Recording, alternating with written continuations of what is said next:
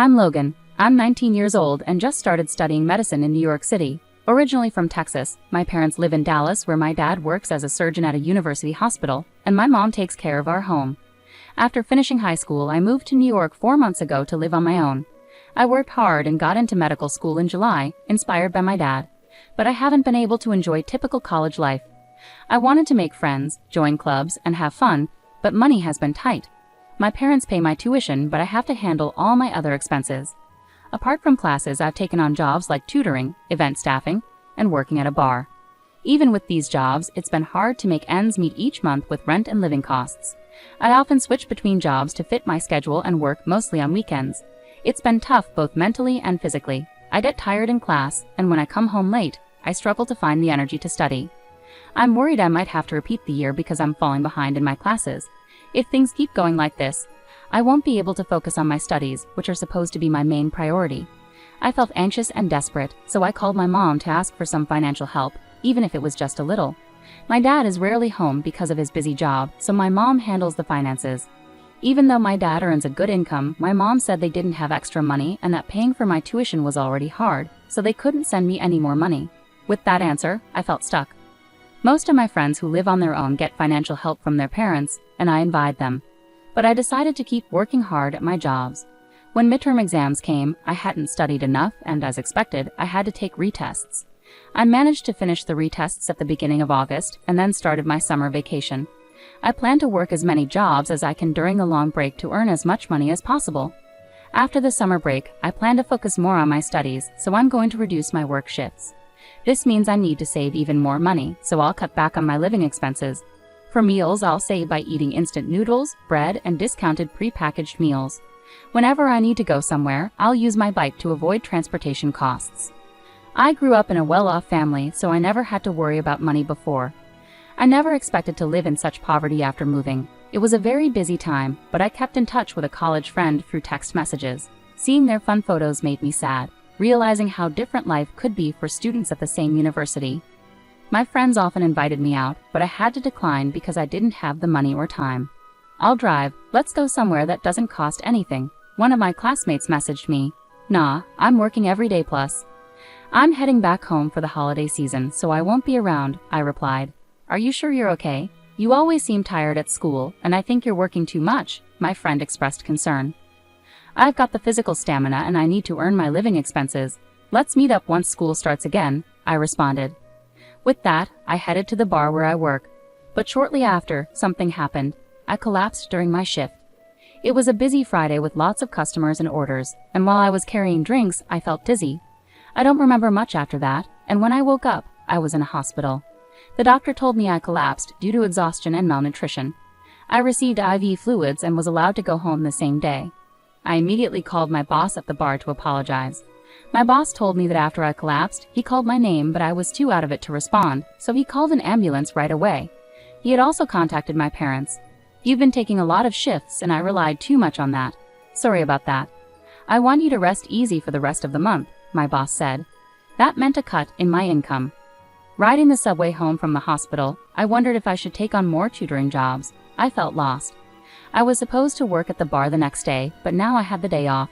I decided to stay in bed and rest. Checking my phone, I saw a message from my friend that I had missed while I was unconscious. I replied and explained why I hadn't answered earlier. After learning about my situation, my friend decided to come over. He bought groceries and made spaghetti for me. While eating the meal he had kindly prepared, we talked about the costs of living alone. When I mentioned that I wasn't receiving any financial support from home, my friend was surprised. "That's why you've been working so hard? Your dad's a doctor. You should be getting some help." I asked Mom, and she said they're barely managing with just my tuition. "Really? But you're an only child, right? Maybe if you ask again, they could send a little support." Mom said even a small amount of support was out of the question. "No way, that doesn't make sense. I hate to say this, but maybe your dad is sick and can't work," my friend suggested. I started thinking it over. My dad is a doctor and used to drive a luxury car. Our house is in an upscale neighborhood, and I went to private schools my whole life, so why would Mom suddenly say they have no money? I became worried. I immediately messaged my mom, "Are you both okay?" She replied after a while, "We're fine," but I couldn't relax. I thought maybe they were just saying that to keep me from worrying. Since I had planned to go home for the holidays, I decided I would talk to my parents about this in person. After thanking my friend, he said, "I'll be waiting for some souvenirs." I felt grateful to have such a friend. The holiday season came, and I took the cheapest flight I could find back home. I could only stay for one night and a day because of my job, but I was looking forward to it. When I arrived, my parents greeted me at the door. My dad seemed surprised when he saw me. "You've lost a lot of weight, really," he remarked. I hadn't noticed myself, but apparently I looked quite different. My mom was also taken aback and fell silent. For lunch, my mom had prepared salad, soup, and chicken wings. For the first time in a long while, the three of us sat down to eat together. As soon as we sat down, my dad looked worried and asked, "You look thinner. Are you eating properly?" I told him the truth. "Not really. It's been a while since I had such a luxurious meal." "What do you usually eat?" my dad inquired. "Instant noodles, bread, and sometimes discounted pre-packed meals." "What about the cafeteria food?" he asked. "The cafeteria is too expensive for me." "Is it that expensive?" he questioned. "It's about $5 or so," I replied. Hearing that, my dad looked puzzled. "Is the money I've been sending enough for you?" I was confused and responded, "Huh? I haven't been getting any money." My dad was shocked. "What do you mean? So you haven't received any money for the past 4 months?" "I haven't received any. Have you really been sending money?" "I had asked your mom to transfer $2,000 every month into your account." "Really?" I was surprised. "Mom told me that your finances were tight and that she couldn't afford to send any money." Dad looked confused. "We have enough money. What's happening?" Dad immediately asked Mom, "Paisley, have you been sending money to Logan like you're supposed to?" Mom looked down without saying anything. I started to worry. Maybe Dad got sick and couldn't work, so that's why I wasn't getting any money.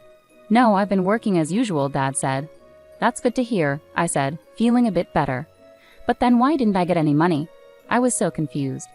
"Paisley, what's going on?" Dad asked again. Mom still stayed silent and wouldn't look at us. "Please, don't stay quiet. Can you explain?" Dad asked again. Finally, Mom said softly, "I haven't sent any money." "What? You haven't sent any money to Logan," she admitted. Both Dad and I were shocked. "What? Why not?" Dad asked, surprised. "There are just too many things we need to pay for," Mom started explaining. "Isn't our home loan already paid off?"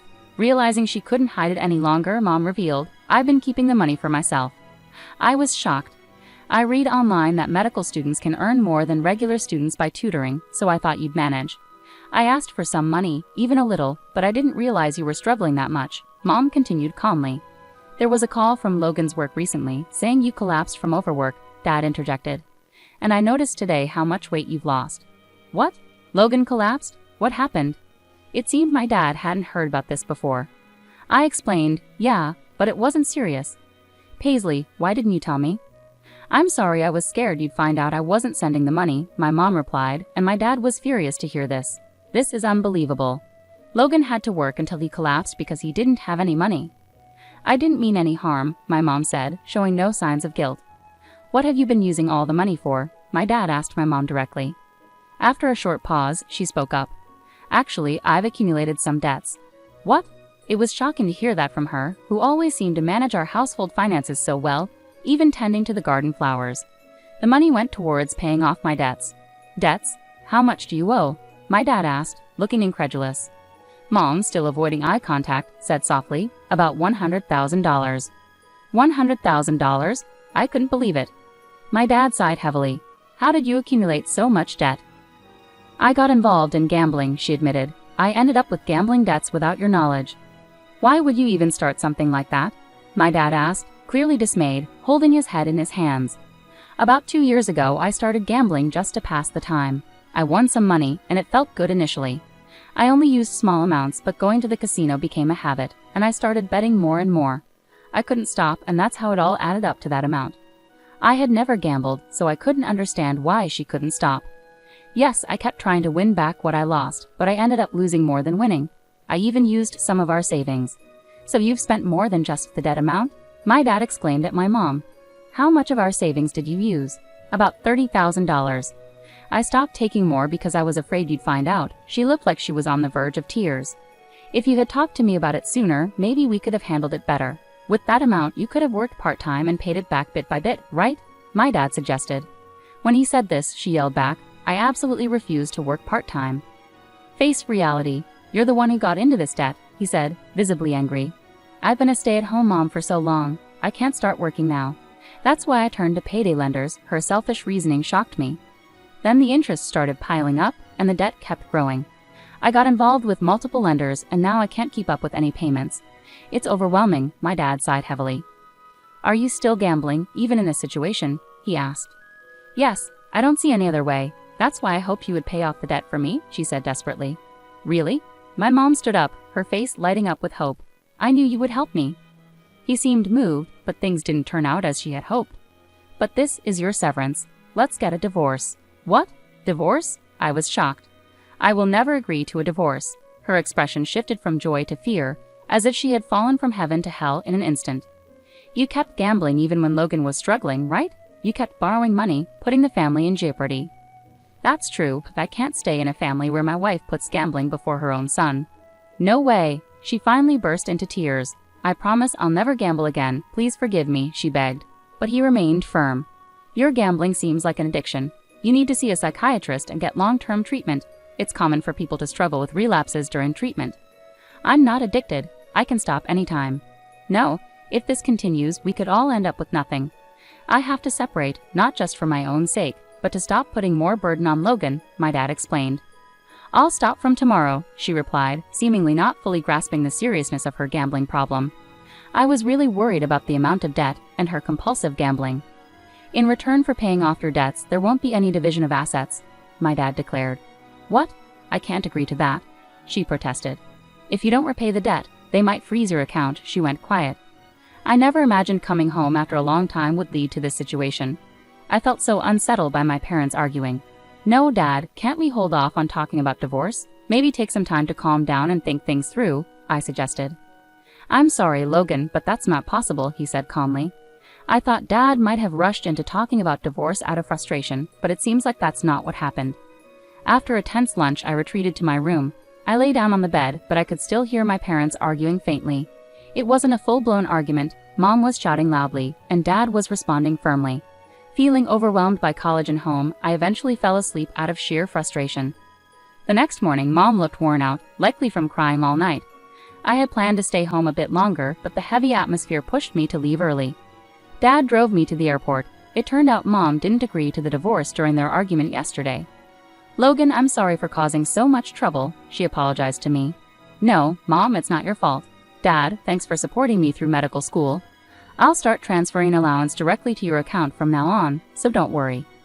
Yeah, thanks, Dad. It really means a lot. I understand things are tough, but take care. I flew back to New York. The rest of the summer vacation flew by with work, but I couldn't stop worrying about my parents. A few months later, I learned that my mom finally agreed to the divorce. My dad's determination wore down her resistance. As they agreed, Dad took on her debts, and they didn't divide their assets in the divorce. I have mixed feelings about my parents splitting up, but it's not all bad. With the allowance Dad gives me, I've been able to reduce my workload and focus more on my studies. I've even had time to hang out with friends. My mom's side of the family told me that despite the divorce caused by her gambling, she returned to the slot machines every day and quickly accumulated more debt. Her family couldn't bail her out, so she reluctantly started working part-time. She's currently in therapy to conquer her